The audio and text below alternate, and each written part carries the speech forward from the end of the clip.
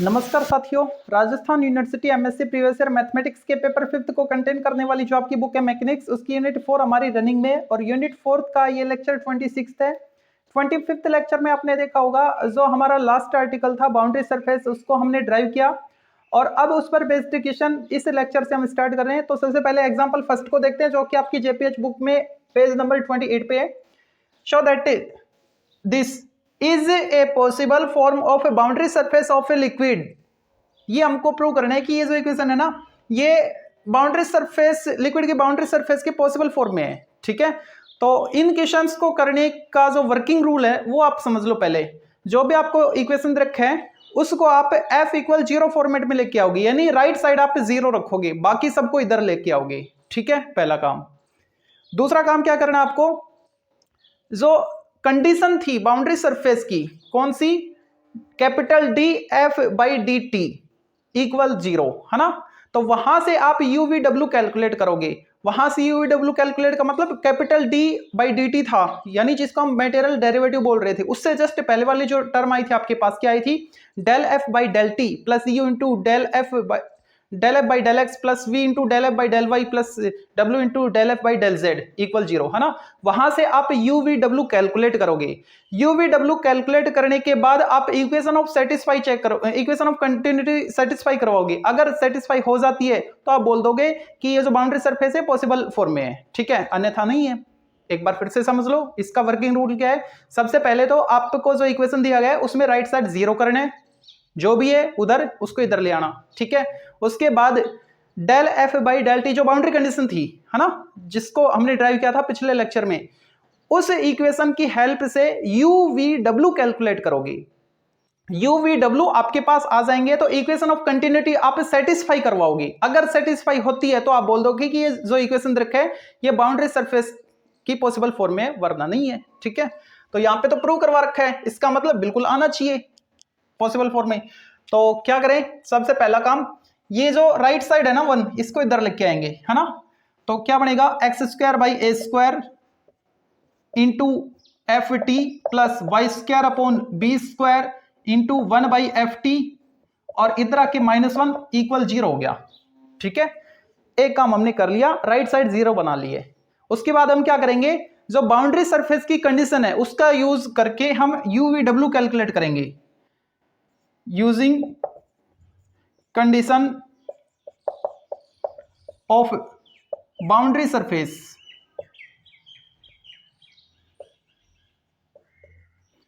क्या कंडीशन थी, dF/dt = 0।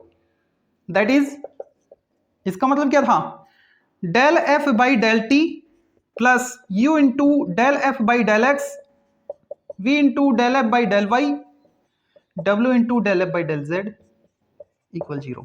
ठीक है, इसकी हेल्प से हम UVW कैलकुलेट करेंगे है ना। तो UVW कैलकुलेट कैसे करें, तो इसमें वैल्यू तो सब्स्टिट्यूट करो पहले आप, UVW को तो रहने दो, ∂F/∂t निकालो। ओके, तो आपके पास जो F है वो क्या है, ये F = 0 फॉर्मेट है, ये पूरा क्या है आपका F है। ठीक है, तो इसका t के रिस्पेक्ट में डेरिवेटिव करो, क्या आएगा, F' बनेगा, यानी x² अपॉन a² F'। ठीक है, प्लस यहां पे क्या आएगा, 1/FT है ना, तो ऊपर आके माइनस पावर आगे आएगी, यानी माइनस हो गया, y² अपॉन b² और इसका होल स्क्वायर हो जाएगा 1/FT²। लेकिन फिर FT का और करोगे तो क्या आएगा, F', इसका 0 हो गया। तो अभी तक तो हमने इसको कैलकुलेट किया है, plus U as it is, F का x के रेस्पेक्ट में, तो यहां पे तो x है नहीं, इसका 0 इसका 0, यहां पे x, तो क्या आएगा 2x upon a² 2x upon a² into FT। ठीक है, प्लस v इंटू F का y के रिस्पेक्ट में, तो यहां पे तो y है नहीं, यहां पे भी नहीं है, तो इन दोनों का 0 यहां पे करोगे तो क्या आएगा 2y upon b² into 1/FT plus w z के रिस्पेक्ट में कोई टर्म ही नहीं है, 0, तो प्लस 0 = 0। ठीक है, ओके, डेरिवेटिव हमने कर लिया है ना। इसका यूज करके हमको UVW कैलकुलेट करने थे, तो W तो यहां पे 0 आ रहा है। ओके, U और V कैसे कैलकुलेट करें, तो उसके लिए क्या करोगे आप, u के साथ जो टर्म है, u का जो कोफिशिएंट है वो कॉमन ले लो आप। कॉमन कहां से आएगा, एक तो u वाली टर्म से ही आ जाएगा, ठीक है, इसका कोफिशिएंट ले रहे हैं तो यहां पे तो u बचेगा। और u के साथ कौन सी टर्म थी यहाँ पे, वेरिएबल x की, y की या z की, x की टर्म आ रही है तो x वाले में से कॉमन लेंगे, यानी यहां से भी कॉमन लेंगे, मतलब इन दोनों में से हम u का कोफिशिएंट कॉमन ले रहे हैं, ठीक है। तो मैं क्या लिखूं, u का कोफिशिएंट कॉमन ले लिया मैंने 2x। u/v/w को कैलकुलेट करने का सबसे अच्छा तरीका यही है कि अगर आप u को कैलकुलेट करना चाह रहे हो तो पहले u के जो कोफिशिएंट है उनको कॉमन ले लो, फिर प्लस v के कोफिशिएंट, फिर प्लस w के कोफिशिएंट, ठीक है। तो u का जो कोफिशिएंट है उसको मैं कॉमन ले रहा हूं इंटू ft, इसको मैंने कॉमन ले लिया। कॉमन किस में से, u के साथ जो टर्म है जो आप कॉमन ले रहे हो वो किसकी टर्म है, x की टर्म है ना, तो इसके साथ भी कॉमन आएगी, मतलब इन दोनों में से कॉमन लेना है। तो कॉमन लेंगे तो यहां पे तो ओनली u बचेगा, ठीक है। जिसका कोफिशिएंट आप कॉमन ले रहे हो तो किसका कोफिशिएंट है वही टर्म आएगी पहली तो। और यहां पे क्या आएगा, देखो यहां पे आएगा, ये प्लस की है तो मैंने प्लस लिखा, भाई जय श्री राम। आओ बैठो बैठो बैठो बैठो ना, वीडियो तो बाद में। तो हमारा रनिंग में था, यहां तक आ गए थे हम, 2x/a² डिफरेंशिएट कर रहे थे इसको, ठीक है। अच्छा डिफरेंशिएट कर दिया था, कॉमन लिया था हमने u का जो कोफिशिएंट था उसको, तो यहां पे तो ओनली u बचा। और यहां पे जब हम कॉमन लेंगे पॉजिटिव टर्म में plus upon a² as it is common आ चुका है, ठीक है। एक तो यहां पे हमने ft लिया है, जो टर्म इसमें है ही नहीं और हम कॉमन ले रहे हैं, इसका मतलब वो डिनोमिनेटर में आएंगी, डिवाइड में आएंगी, तो मैंने लिखा f' अपॉन ft, ठीक है। और यहां से मैंने 2x कॉमन ले रखा है ना, एक x तो निकल गया, एक x बाकी है, लेकिन 2 तो नहीं था तो वो अपॉन में आएगा, जो चीज है नहीं वो अपॉन में लिखते हैं। चाहो तो आप चेक करके देखना चाहो तो इसको इससे मल्टीप्लाई करके देख लो, वापस ये आना चाहिए। देखो ft से ft कैंसिल, f', इसको जब यहां पे मल्टीप्लाई करेंगे तो अपॉन स्क्वायर, ठीक है, 2 से 2 cancel, x into x square आ रहा है, ठीक है। ऐसे ही अब जो v के कोफिशिएंट है उनको कॉमन लेंगे, तो v का कोफिशिएंट क्या है यहाँ पे, ये है ना, तो प्लस v का कोफिशिएंट मैंने कॉमन लिया 2y/b² इंटू 1/ft, ठीक है, इंटू 1/ft। ओके, कॉमन लेंगे तो यहां पे तो आएगा v, और यहां पे नेगेटिव टर्म है, नेगेटिव, इसी में से क्यों, क्योंकि y वाली जो टर्म है उसमें, v वाली जो टर्म है उसमें y आ रहा है, तो y वाली जो टर्म है ना यहाँ पे उसमें से कॉमन आएगा, ठीक है। तो अपॉन b² तो कॉमन आ चुका है, ओके। नीचे ft² था, एक ft हमने निकाल लिया, एक ft तो अभी भी बचा है, ft, ये प्लस नहीं है, t है।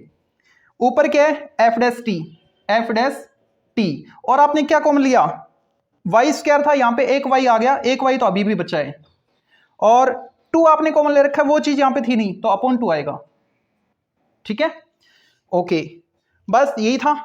w वाली टर्म तो है नहीं, इक्वल 0, कट तो नहीं रहा ना यहाँ पे, हाँ बिल्कुल ठीक है।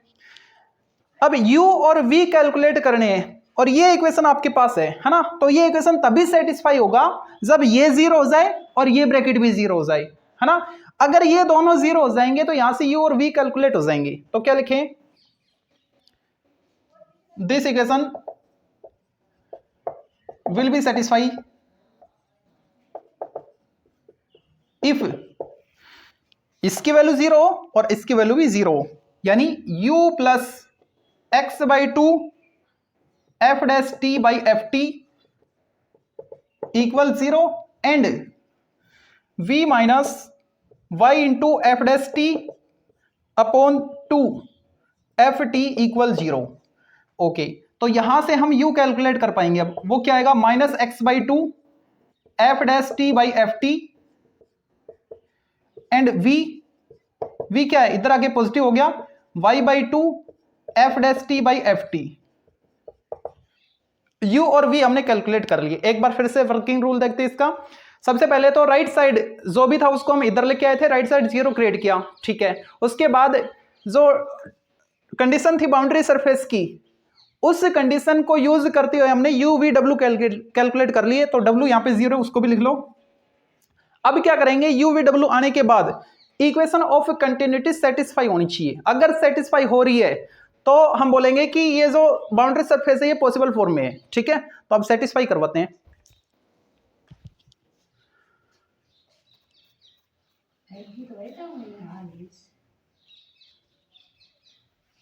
मम्मी वीडियो बनाओ, इतना चुप रह लिया अगर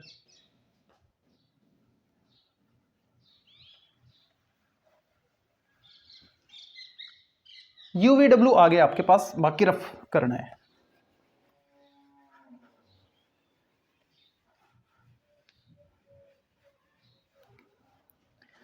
ओके ठीक है। Now equation of continuity when fluid is incompressible. Incompressible के लिए लिखेंगे, यहां पे रो तो है नहीं, ठीक है, डेंसिटी कांस्टेंट है। When fluid is incompressible,